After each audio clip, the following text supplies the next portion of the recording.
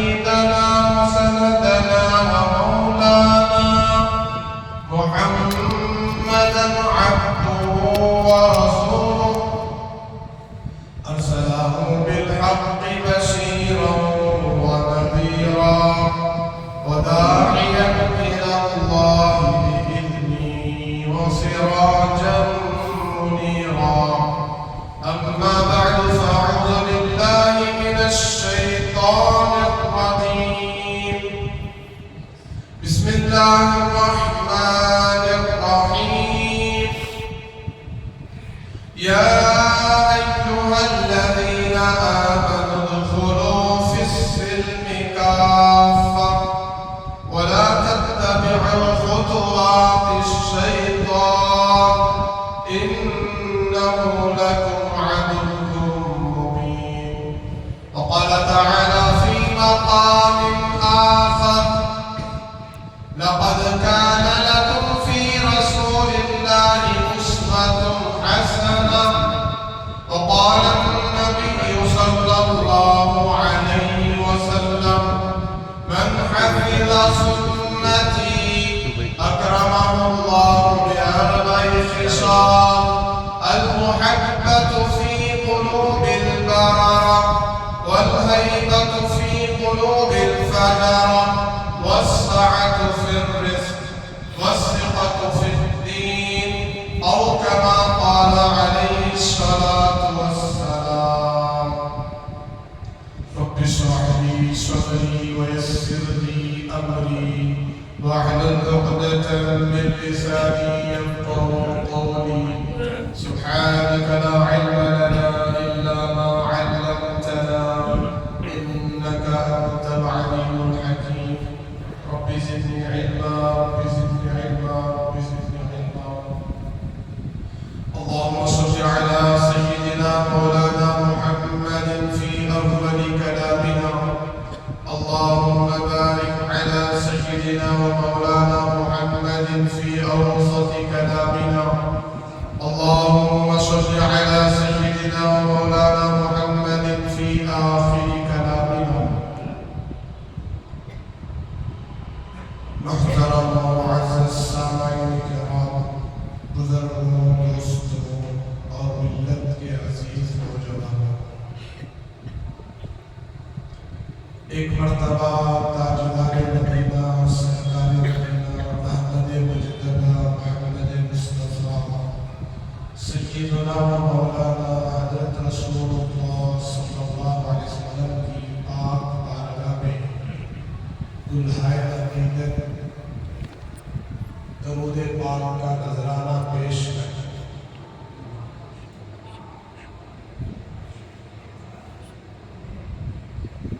معزز سامعین کرام، ہمارا عنوان اس پاک حدیث کے اختتام پر ہے، یعنی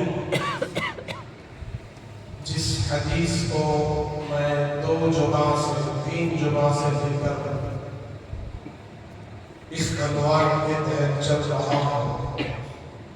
گزشتہ میں نے 6ویں حدیث اور 7ویں حدیث 7 قسم کی شخصیات، اشخاص بڑے خوش قسمت ہو، خوش نصیب اور سعادت مند ہو، جو عالم قیامت کی سخت تکلیف، سخت حالات سے نجات پانے والے، عرش اعظم کے سائے سے مستفید اور فائدہ اٹھانے والے۔ تو گزشتہ میں نے 6ویں حدیث اور 7ویں حدیث میں بیان کر دی، یعنی 7 قسم کے اشخاص ہیں، اور حضور اکرم صلی اللہ علیہ وسلم کی ایک حدیث میں 7 باتیں ہیں، گویا کہ 7 حدیثیں ہیں۔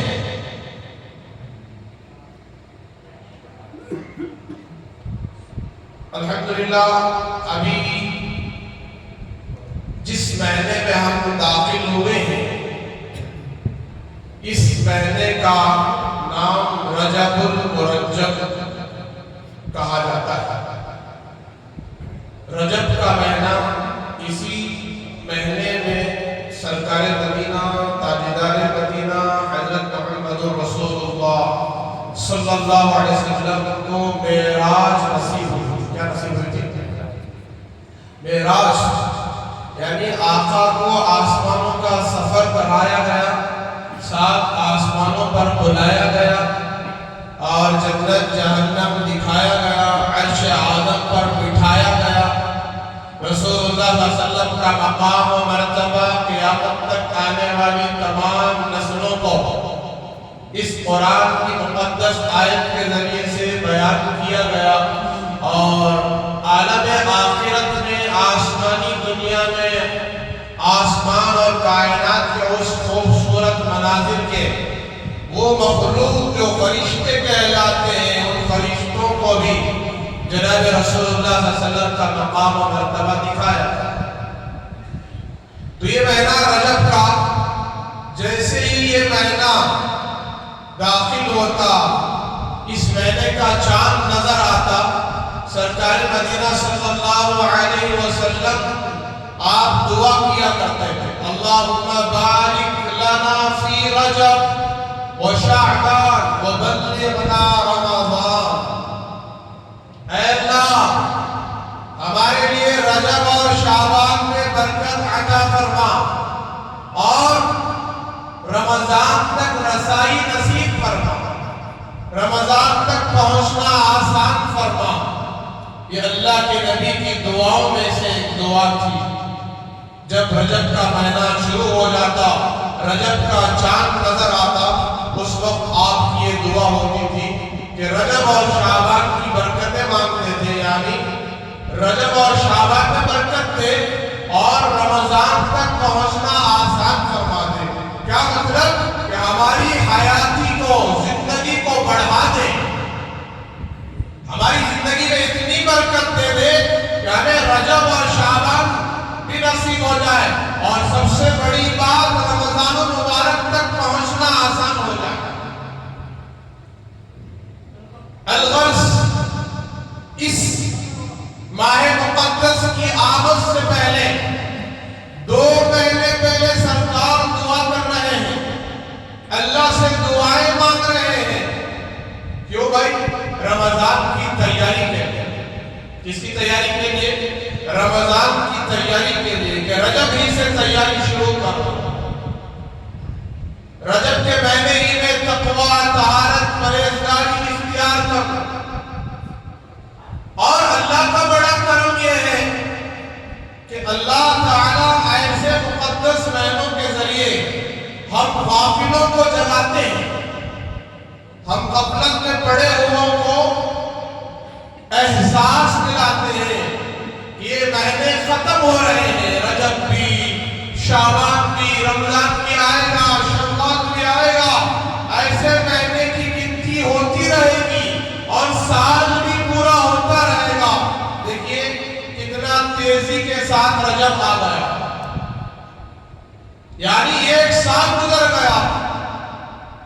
میں آپ کے سامنے مخاطب ہوا تھا گزشتہ سال رجب کے مہینے میں، جب رجب کا مہینہ شروع ہوا تھا، تو اب آپ اندازہ لگائیں 1 سال کتنا جلدی پورا ہو گیا۔ اب رجب چل رہا ہے، رجب بھی ہو جائے گا، پھر شعبان بھی آ کر رہے گا، پھر رمضان المبارک بھی انشاءاللہ جن کی قسمت میں ہے، لکھا گیا ہے، ان کو نصیب بھی ہوگا۔ تو رسول اللہ صلی اللہ علیہ وسلم جن کے صدقے میں کائنات بنائی گئی، آپ اللہ سے درخواست کر رہے ہیں، اللہ سے دعائیں مانگ رہے ہیں کہ رجب اور شعبان، رمضان، یہ 3 مہینے، اے اللہ اس کی برکتیں ہمیں نصیب فرما، اس کی برکتیں ہمیں نصیب فرما، اس ماہ تک پہنچنا آسان فرما۔ اس لیے سمجھایا جا رہا ہے کہ دنوں کے ذریعے ہفتے، ہفتوں کے ذریعے مہینے، مہینوں کے ذریعے سال، سال کے ذریعے تمہاری زندگی پوری ہو رہی ہے، 50 سال، 60 سال۔ کہیں اس غلط فہمی میں نہ رہنا، یہ دنیا ایسے ہی زندگی گزارنے کی جگہ ہے، ٹائم پاس کی جگہ ہے،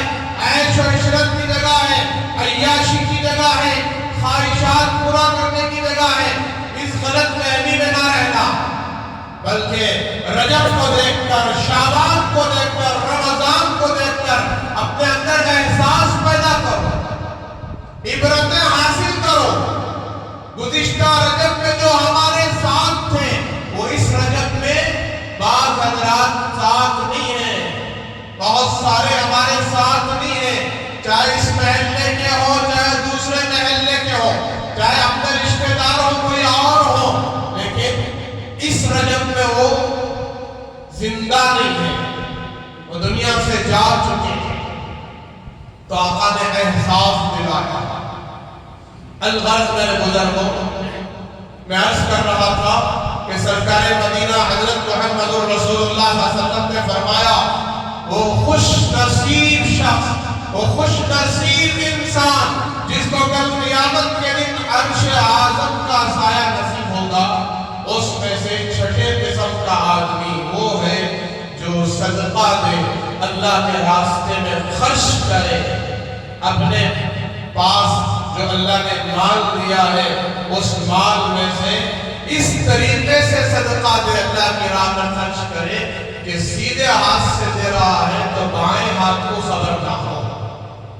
ہم ڈاوا ہاتھ بولتے ہیں نا، اسے خوزہ بولتے ہیں ڈاوا، اسے بایاں ہاتھ کہتے ہیں اردو میں، جی اسے داہنا ہاتھ کہتے ہیں، سیدھا ہاتھ بھی کہا جاتا ہے۔ تو سیدھے ہاتھ سے ہم خرچ کر رہے ہیں، سیدھے ہاتھ سے کسی کو دے رہے ہیں تو ڈاوے ہاتھ کو، بائیں ہاتھ کو خبر نہ ہو، اس طریقے سے صدقہ دیں۔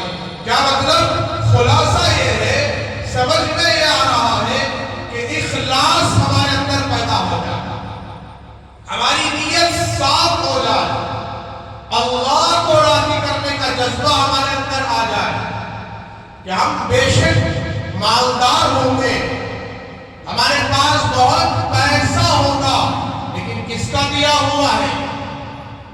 یہ مال کس کا ہے؟ مال کس نے عطا کیا ہے؟ کیا پیدا ہوتے ہوتے ماں کے پیٹ سے لے کر آئے تھے پیسے 10 لاکھ 20 لاکھ 50 لاکھ؟ یہ بلڈنگیں، یہ بنگلے، کار، گاڑیاں، سواریاں، اتنے جوڑے لے کر آئے تھے نہیں کوئی؟ سب خالی ہاتھ آئے تھے۔ اللہ تبارک و تعالیٰ نے اپنے فضل سے ہمیں عطا فرمایا، یہ مال عطا فرمایا، مال والا بنایا، لکھ پتی بنایا، کسی کو کروڑ پتی بنایا، اور یہ پیسہ، یہ مال اللہ کی طرف سے بڑی نعمت ہے۔ اس نعمت کا صحیح استعمال، اور کل قیامت کے دن انہی پیسوں کے ذریعے، اسی مال کے ذریعے عرش اعظم کا سایہ حاصل کر سکتے ہیں، عرش اعظم کا سایہ پا سکتے ہیں۔ اس کا راستہ رسول خدا صلی اللہ علیہ وسلم نے فرمایا کہ داہنے ہاتھ سے دو تو بائیں ہاتھ کو خبر نہ ہو۔ خلاصہ اور مطلب یہ ہے کہ ہمارے اندر اخلاص ہو، اللہ کو راضی کرنے کا جذبہ ہو، دکھاوا نہ ہو، ریاکاری نہ ہو، نام و نمود نہ ہو۔ میں نے گزشتہ مثالیں دی کہ آج ہمارے صدقہ و خیرات اتنے مشہور اور معروف ہو گئے کہ ہم جب صدقہ خیرات کرتے ہیں تو 10 کو دکھا کر دیتے ہیں، بتا کر دیتے ہیں، ویڈیو بنا دیتے ہیں، بعض کو پیپر میں ڈال دیتے ہیں۔ کوئی شادیاں کرا رہے ہیں تو وہ شادیوں کی ویڈیو، جوڑے جہیز میں جو کچھ دیا گیا وہ ساری چیزوں کی تصویریں اس کے ویڈیو واٹس ایپ میں، یوٹیوب میں وائرل کر دیتے ہیں اور دکھاتے ہیں کہ ہم نے خیر کا کام کیا اور جوڑے جہیز دی، اتنی شادیاں کروائے، اتنے غریبوں کے جوڑے بنوائے۔ بے شک خیر کا کام بظاہر لگ رہا ہے، اگر دل میں نام و نمود، شہرت کا غرض ہو، اس کی غرض ہو، تو پھر خدا کی عزت و جلالت کی قسم لاکھوں روپے تم نے خرچ کر دیے، لیکن ایک پیسے کا بھی ثواب اجر نہیں ملے گا۔ میرے بزرگوں، دور نبوی میں جناب محمد رسول اللہ صلی اللہ علیہ وسلم کی خدمت میں ایک صحابی رسول جن کا نام حضرت سعد رضی اللہ تعالیٰ عنہ ہے، وہ آتے ہیں حضور کی خدمت میں بیٹھتے ہیں اور اللہ کے نبی علیہ السلام سے ایک سوال کرتے ہیں کہ یا رسول اللہ صلی اللہ علیہ وسلم، وہ صحابی بڑے کالے تھے، کلوٹے تھے، کوئی دیکھنے کے اعتبار سے خوبصورت نہیں تھے، کالے رنگ کے تھے اور غریب بھی تھے۔ کیسے تھے؟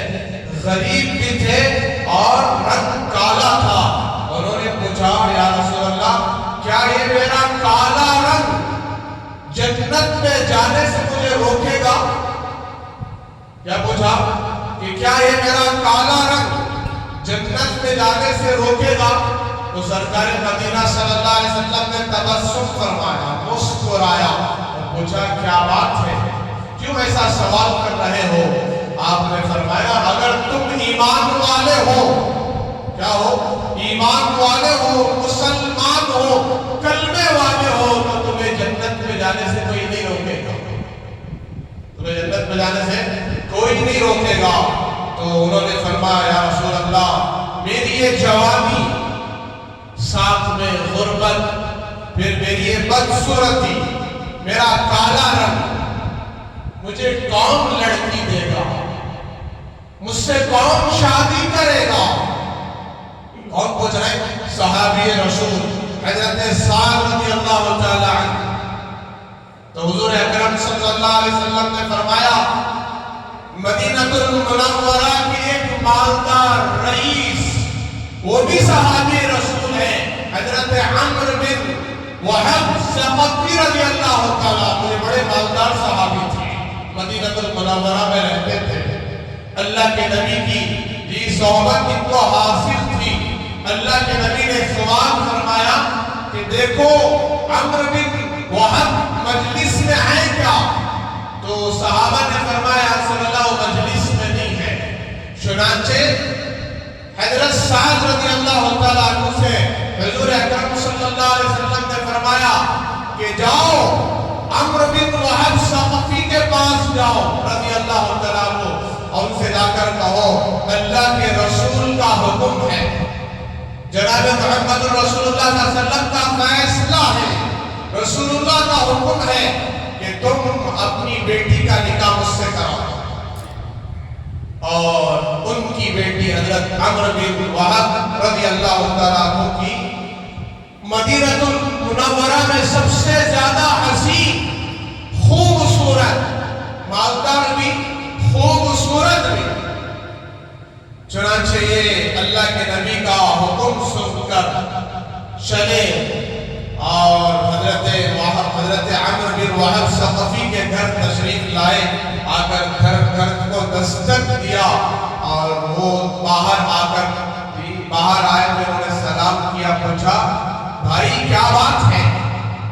تو انہوں نے فرمایا میں رسول اللہ صلی اللہ علیہ وسلم کی طرف سے آیا، مجھے رسول اللہ صلی اللہ علیہ وسلم نے بھیجا ہے کہ اللہ کے نبی علیہ السلام کا قاصد ہو، آپ نے فرمایا ہے کہ تم اپنی بیٹی کا نکاح مجھ سے کرا۔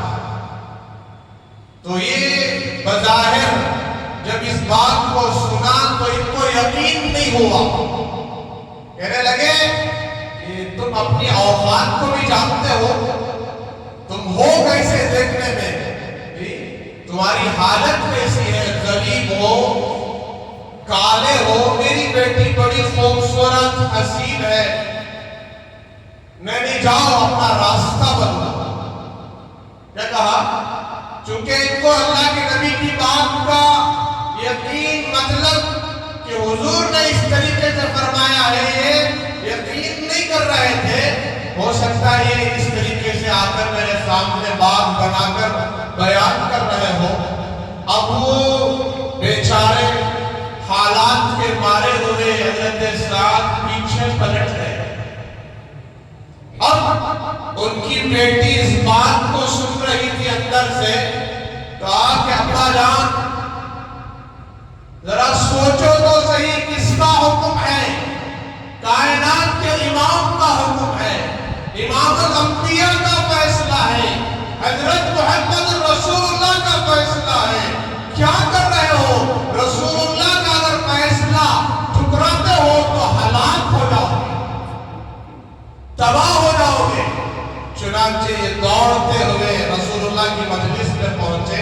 उससे पहले जा चुके थे हज़रत साद रज़ी अल्लाह तआला अन्हु, उन्होंने जाकर कहा कि उन्होंने बेटी देने से इनकार कर दिया। चुनांचे रसूलुल्लाह सल्लल्लाहु अलैहि वसल्लम की मजलिस में पहुंचे, आपकी दरबार में पहुंचे, कहा अस्सलामु अलैका या रसूलल्लाह, मैं आपकी मजलिस में आया हूं। आपने पूछा क्यों भाई, तुमने मेरे फैसले का इनकार कर दिया, मेरे हुक्म को ठुकरा दिया।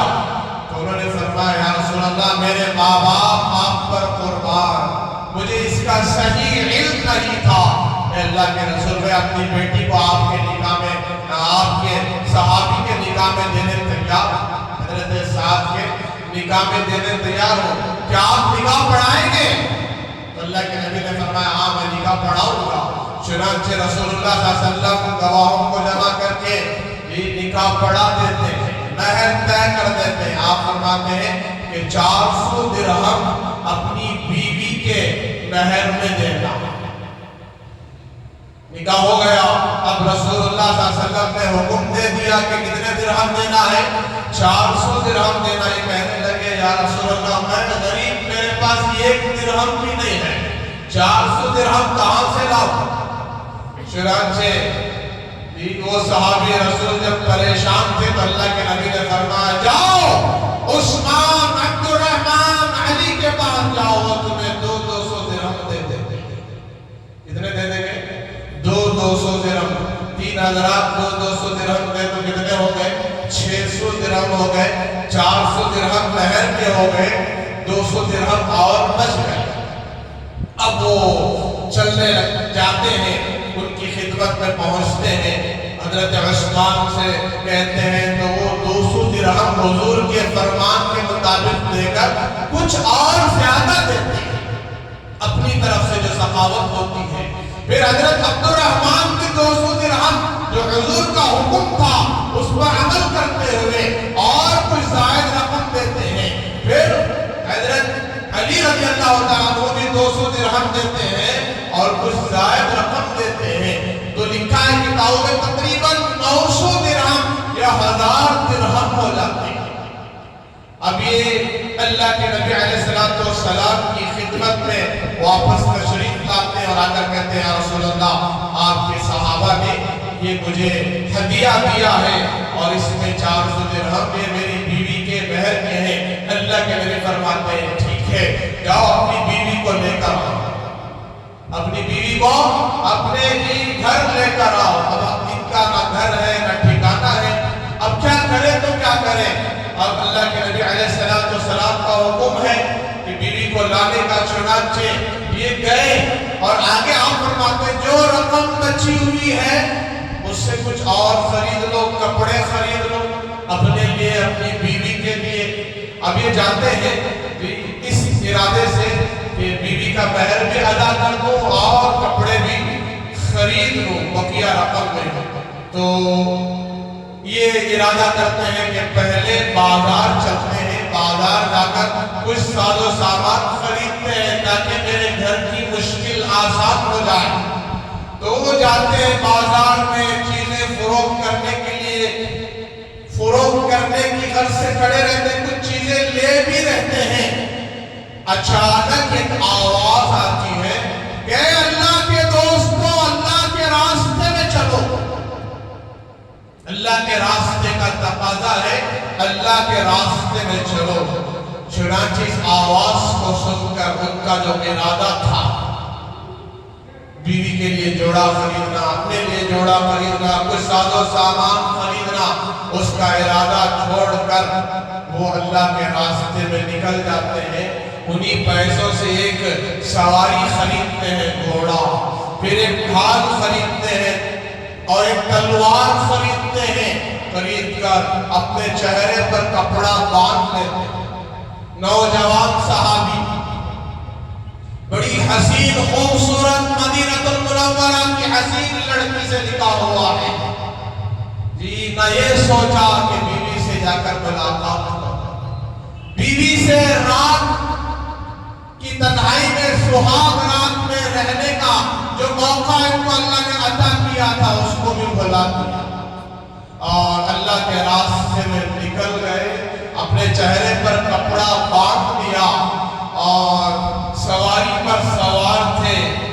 جیسے ہی صحابہ کے درمیان میں پہنچے ہیں تو ان کے چہرے پر جو کپڑا بندھا ہوا تھا، صحابہ نے دیکھا، حضرت علی نے دیکھا کہ کون ہے جو اپنے چہرے پر کپڑا باندھے، آنکھیں کھلی ہوئی ہیں اور اپنے چہرے کو ڈھک چکے ہیں۔ اس لیے ڈھک چکے ہیں کہ جناب محمد رسول اللہ صلی اللہ علیہ وسلم اگر دیکھ لیں تو مجھ سے یہ نہ پوچھ لیں کہ بھائی میں نے تو تمہارا نکاح پڑھایا تھا اور تمہیں اس بات کو حکم دیا تھا اس بات کا کہ تم اپنے گھر جاؤ، اپنی بیوی کو لے آؤ اور اپنی شادی کی پوری تیاریاں مکمل کرو۔ اب اس گھر سے کہیں رسول اللہ مجھے نہ دیکھ لے تو چھپتے چھپاتے جاتے ہیں اور حضرت علی فرماتے ہیں چھوڑو، یہ کوئی اجنبی آدمی معلوم ہوتا ہے، ہو سکتا ہے کہ یہ ہمارے دین کی مدد کرنے کے لیے آیا ہو، راہ خدا میں دین کی مدد کرنے کے لیے آیا ہو، چھوڑ دو۔ چنانچہ گھوڑا لے کر کفار کے مجمع میں گھستے ہیں، لڑتے لڑتے ان کے گھوڑے کی ایک ٹانگ پر کفار حملہ کرتے جس سے گھوڑا گرتا ہے، پھر تیروں کی برسات ہوتی ہے، گھوڑا شہید ہو جاتا ہے، گھوڑا بھی مر جاتا ہے اور حضرت سعد رضی اللہ عنہ نیچے گر پڑتے ہیں۔ رسول اللہ صلی اللہ علیہ وسلم ان کو دیکھتے ہیں تو وہ اپنے بازوؤں کو چڑھاتے ہوئے آستین آگے چلتے ہیں تو ان کے کالے ہاتھ دیکھ کر رسول اللہ صلی اللہ علیہ وسلم پہچان لیتے ہیں۔ آپ ان سے پوچھتے ہیں مجھے تو تم سعد معلوم ہوتے ہو، کون معلوم ہوتے ہو؟ سعد معلوم ہوتے ہو رضی اللہ تعالیٰ عنہ۔ اب وہ کہنے لگتے ہیں یا رسول اللہ میرے ماں باپ آپ پر قربان، میں سعد ہی ہوں۔ میں کون ہوں؟ میں سعد ہی ہوں۔ چنانچہ اللہ کے نبی علیہ السلام کو خوشخبری دیتے ہیں، اے سعد تمہارے لیے جنت کی بشارت ہے، تم جنتی ہو۔ اللہ کے نبی علیہ السلام کی زبان سے جنتی کا لفظ سن لیا، کفار کے مجمع میں بڑھتے ہیں، کئی کفار کو جہنم رسید کر کے خود بھی شہید ہو جاتے ہیں، خود بھی شہید ہو جاتے ہیں۔ اللہ حفاظت کرے، آج ہماری بیٹیوں کو اللہ ہدایت دے، ہماری بہنوں کو ہدایت دے، رشتہ صحیح سالم اور نیک گھرانہ اخلاق والا گھرانہ دیکھنے کے بجائے آج ہماری لڑکیاں، ہماری بیٹیاں، بہنیں اس بات کا ڈیمانڈ کر رہی ہیں کہ کیا لڑکے کے پاس خاص بلڈنگ ہے کیا، خاص گھر ہے کیا، یہ بلڈنگوں کا ڈیمانڈ کر رہے ہیں۔ اور ڈیمانڈ کرنے والی کوئی بنگلے والی نہیں ہے، وہ خود کرائے کے گھر میں رہتی ہے، وہ خود 2-4 ہزار کے لیے نوکری کرتی ہیں، لیکن لڑکوں سے کیا پوچھ رہے ہیں؟ لڑکے والوں سے لڑکے کے پاس کیا کیا ہے، کتنا بینک بیلنس ہے، کتنی بلڈنگیں ہیں، کتنی دکانیں ہیں، کاروبار کیسا ہے۔ اللہ حفاظت کرے، اللہ حفاظت کرے۔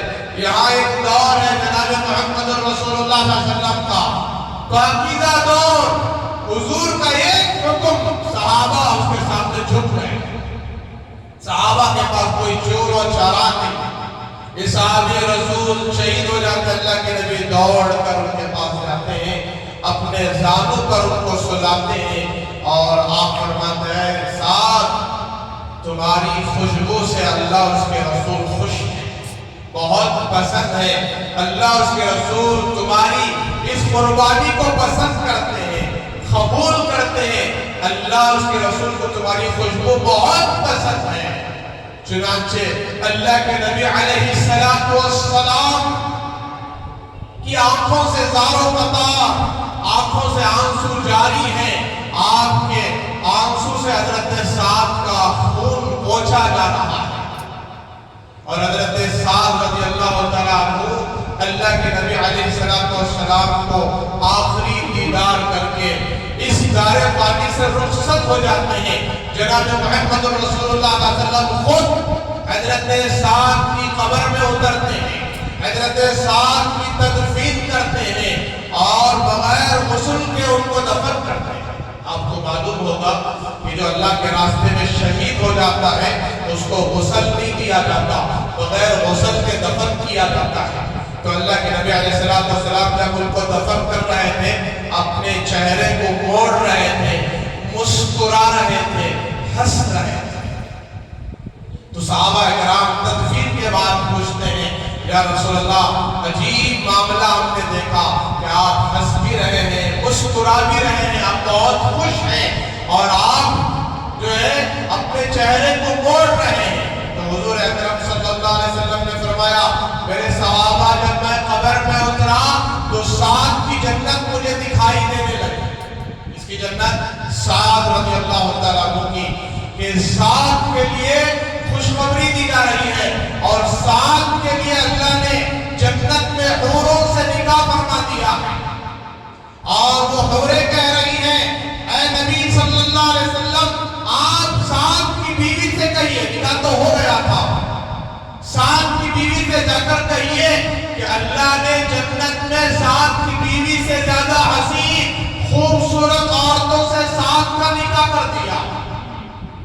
اور جب وہ سعد کے اشتیاق میں اور ان کی محبت میں دوڑنے لگی سعد کی طرف رضی اللہ تعالیٰ عنہ، تو دوڑنے کی وجہ سے ان کے جو پنڈلیاں تھیں، ان کے پیر تھے، اللہ کے نبی کو نظر آنے لگے، ان کے جو بازیں ہیں چین جسے کہتے ہیں وہ ہلنے لگے اور ان کی پنڈلیاں نظر آنے لگی۔ تو اللہ کے نبی نے اپنی نظروں کو ہٹا دیا اور یہ حال دیکھ کر اللہ کے نبی مسکرا رہے ہیں سعد کی جنت دیکھ کر۔ تو یہ قربانی ہے میرے بزرگوں، نوجوانوں کی، صحابہ کرام کی۔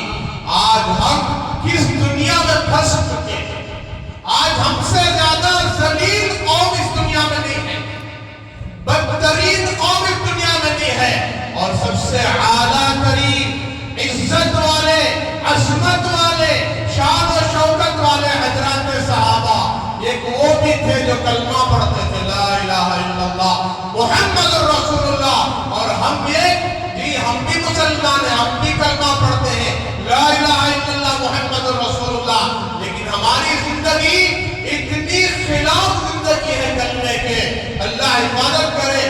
اذان ہوتی ہے، اذان کو مسجد کو پیٹ دکھا کر چلے جاتے ہیں، نہیں آتے ہم مسجد کو، صرف جمعہ کے دن آ کر کہتے ہیں کہ ہم بھی مسلمان ہیں، ہم بھی کلمے والے ہیں۔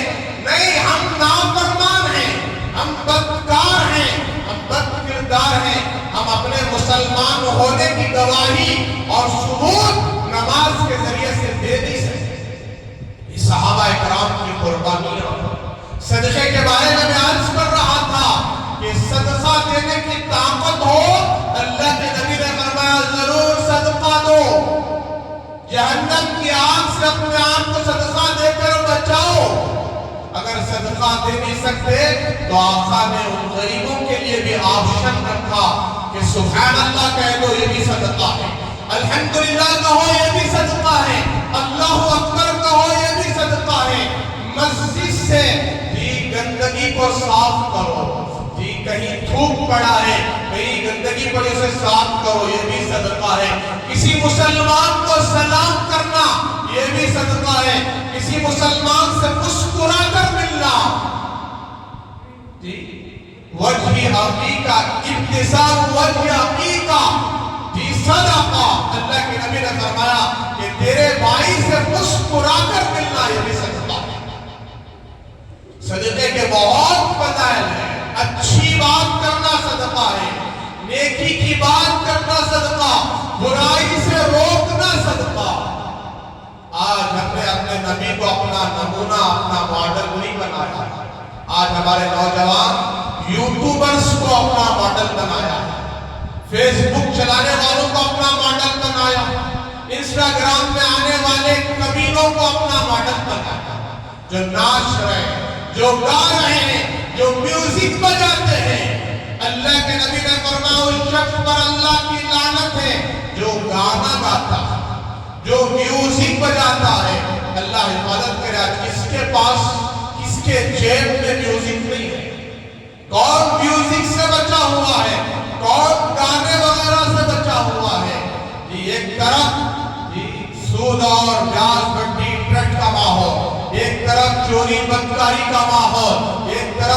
کاری کا ماحول، ایک طرف نشہ شراب گٹکا پان پرک بیڑی سگریٹ کا ماحول، ایک طرف جو ہے ماں باپ کی نافرمانی کا ماحول۔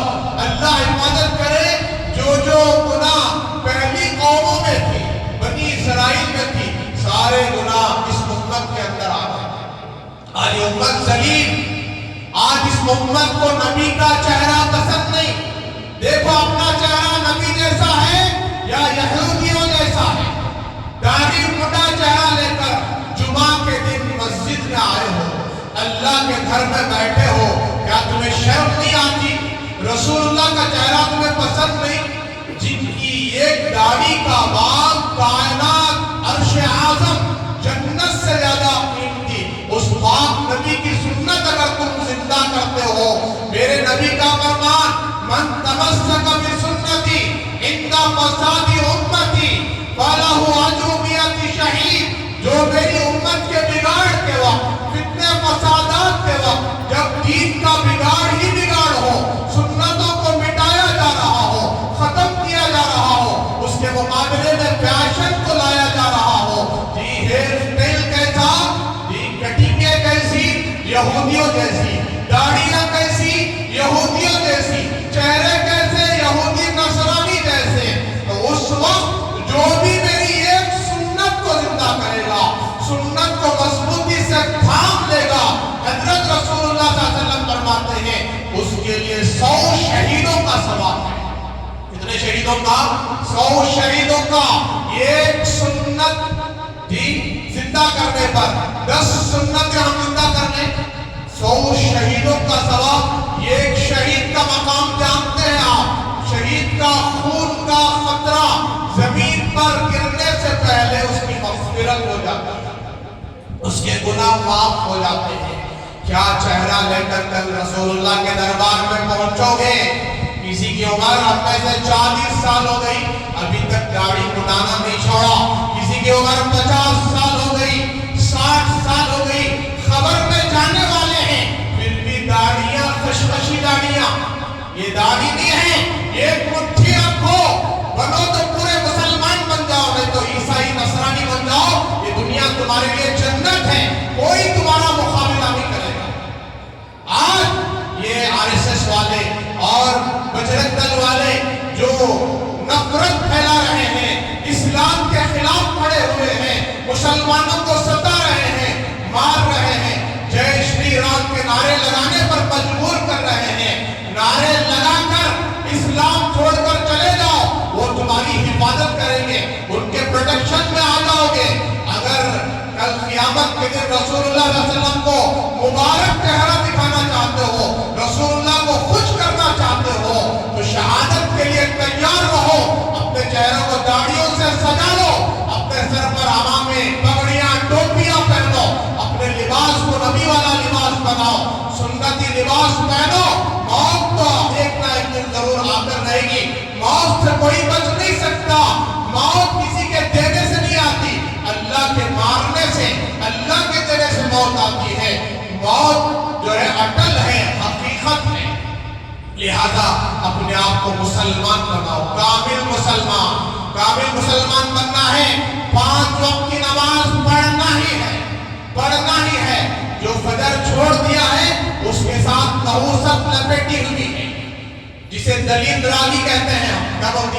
دلیل دراگی، اس کے ساتھ اس کے پیچھے دلیل دراگی چل رہی ہے، بے برکتی، بے اور چین سکون راحت اللہ چھین لے۔ روزی روٹی آسمانوں سے فجر کے وقت اترتی ہے، لیکن ہمارے نوجوان سوتے رہتے ہیں، ہمارے بڑے اس وقت سوتے رہتے، اللہ ماشاءاللہ 2 2.5 صف 3 صف اتنے ہی صرف مسلمان ہیں، باقی کوئی کلمے والے نہیں، باقی پورا محلہ اللہ رسول کو نہیں مانتا ہے۔ شاید اللہ حفاظت کرے، عذاب تو سب کے لیے ہوتی ہے، لیکن آتے کتنے ہیں؟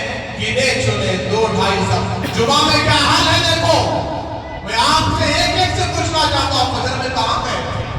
کہاں گئے تھے؟ کبھی کسی وجہ سے، کسی بیماری کی وجہ سے اگر آ نہیں سکے الگ مسئلہ ہے، لیکن ہر دن کا یہی معمول ہے۔ آپ میں سے کوئی جس مسجد کے قریب ہے اس مسجد میں تو جا کر کم سے کم آپ فجر پڑھتے، اللہ کا حکم ادا کرتے، لیکن اندر حد سے زیادہ نافرمانی، سنت کے خلاف زندگی. یاد رکھنا جو طریقے ہمارے اندر یہودیوں کے آئے ہیں ان طریقوں سے جب تک ہم توبہ نہیں کریں گے، اس عشق والی زندگی کو، گناہوں والی زندگی سے توبہ نہیں کریں گے، اللہ ہماری جو ہے ہدایت کے فیصلے بھی نہیں کریں گے اور اللہ ہماری حفاظت کے فیصلے بھی نہیں کریں گے. فجر کی نماز مومن کی حفاظت کا ضامن. اللہ کے نبی کی بات مانتے ہو نا؟ اللہ کے نبی فرماتے جو فجر کی نماز پڑھتا ہے وہ اللہ کی حفاظت میں ہے. آج کتنی مستورات نے، کتنے مردوں نے، کتنے جوانوں نے فجر پڑھا.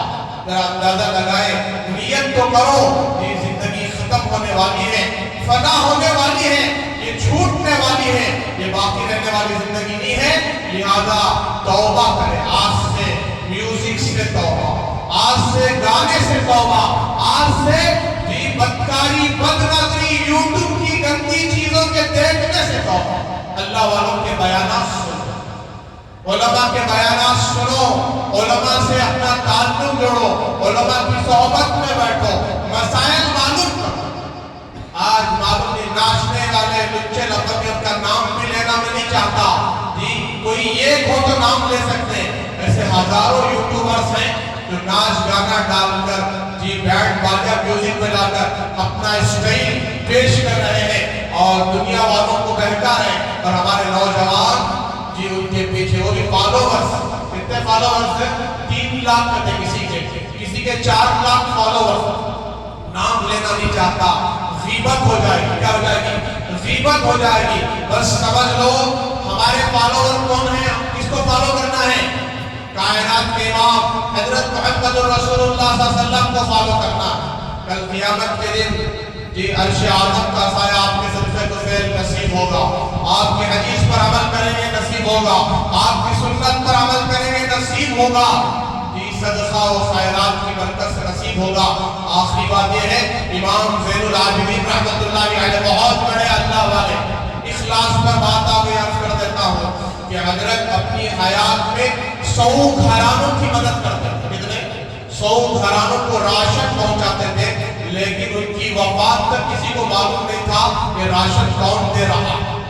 اپنے پیٹھ پر جی چاول کا موٹا سمجھ لے، راشن کا موٹا سمجھ لے، آپ اس کو ڈھو کر لے جا کر دروازے کے باہر راتوں رات رکھ دیتے تھے. کسی کو خبر تک نہ ہوتی. جب دروازہ کھلتا تو راشن کا موٹا اندر پہنچتا. تو یہ اخلاص تھا اللہ والوں کا. جب دنیا سے گئے تو تب پتا چلا کہ یہ وہی ہستی ہے جن کی برکت سے 100 گھرانے چلتے تھے. ان کے پیٹھ کے نشانات دیکھ کر جو گڈھے پڑ گئے تھے پہچانا گیا کہ یہی ہستی ہے جو 100 گھرانے چلاتا. تو صدقے کا اہتمام کریں، اللہ کے راستے میں خرچ کریں، یتیموں کی مدد کریں، بیووں کی مدد کریں، مسکینوں کی مدد کریں اور مساجد کی تعمیر میں حصہ لیں.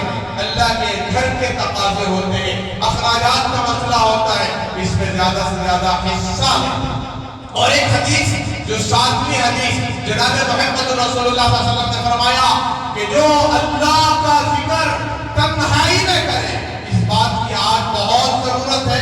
کل جمعرات کا دن گیا ہے، ہماری اس مسجد میں اللہ کا ذکر اور اس کی مجلس لگتی ہے بعد مغرب. آپ سب سے التماس اور گزارش ہے آپ اپنے آپ کو ذاکر بنانے کے لیے، ذکر کی عادت ڈالنے کے لیے ضرور تشریف لائیں. مغرب کی نماز جمعرات کے دن ہماری اس مسجد فائز میں پڑھ لیں. ایک آدھ گھنٹہ 20-25 منٹ کا مسئلہ ہے، ذکر کی مشق ہوتی ہے تاکہ 24 گھنٹے اللہ کا دھیان ہمیں نصیب ہو جائے.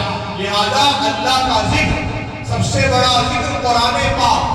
ہر مسلمان آیت الکرسی سیکھے، جو ہر نماز کے بعد ایک مرتبہ آیت الکرسی پڑھ لے، اس کا بھی اتنا اللہ کی طرف سے انتظام ہوتا ہے کہ اس کو جب موت آتی ہے، فجر کی نماز کے بعد ایک بار پڑھ لیا، موت آئی، حدیث میں آتا ہے اس کا پہلا قدم دنیا میں اللہ کے نبی کی بات، دوسرا قدم جنت میں ہوگا. کہاں ہوگا؟ صرف ایک بار آیت الکرسی.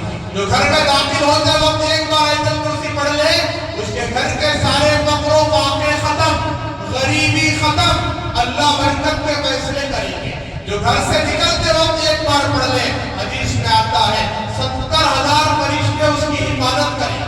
یہ دعاؤں کا اہتمام، ذکر کا اہتمام، بغیر سلام کیے کہ گھر کے اندر نہ جائے، سلام کر کے اندر جائے، بسم اللہ پڑھ کے اندر جائے، اللہ برکت کے فیصلے کرے۔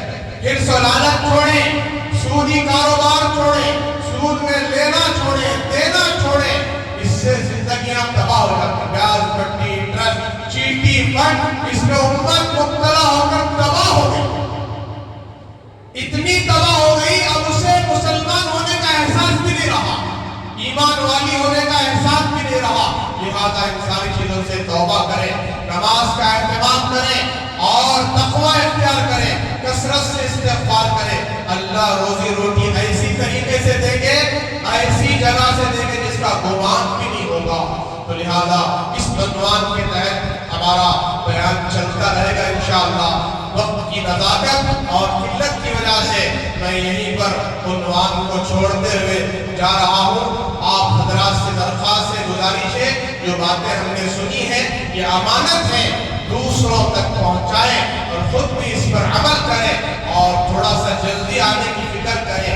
کتنے ایسے احباب، میں تو چلا کر تنگ آ گیا کہ 1:30 بجے ان کا معمول ٹائم ہے آنے کا، 1:30 بجے ہی آتے ہیں، زمین آسمان ایک ہو جائے وہ 1:30 بجے سے پہلے نہیں آتے، کوئی 1:45 بجے آتے ہیں تو 1:45 بجے ہی آئیں گے۔ یہ مولوی کتنا بھی چلائے ان کو اثر نہیں ہوگا، یہ گانا کوئی گانا تو اس کا اثر ہو گیا، دوسرے دن وہ گانا یاد بھی ہو گیا۔ اللہ حفاظت کرے، اتنی بدبختی بد نصیبی۔ میری بات سنانے نہیں بلا رہا ہوں، اللہ اور اس کے رسول کی بات سنانے کے لیے بلا رہا ہوں، اللہ کا واسطہ دیتا ہوں۔ اللہ کی محبت دل میں ہے، اللہ کی بڑائی دل میں ہے، رسول اللہ کی محبت اور عظمت دل میں ہے، تو 1:45 بجے آ جاؤ، سب آئیں گے انشاءاللہ۔ اللہ سب کو قبول فرمائے، آنا آسان فرمائے۔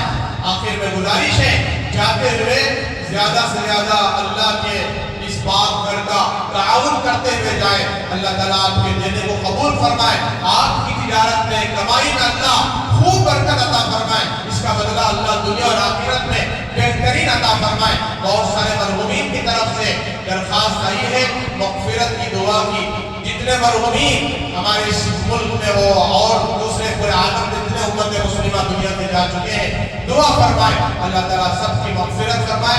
کل کا دن جناب عبدالمجید صاحب ہمارے اس مسجد کے پرانے صدر صاحب، ان کا بھی انتقال ہو گیا۔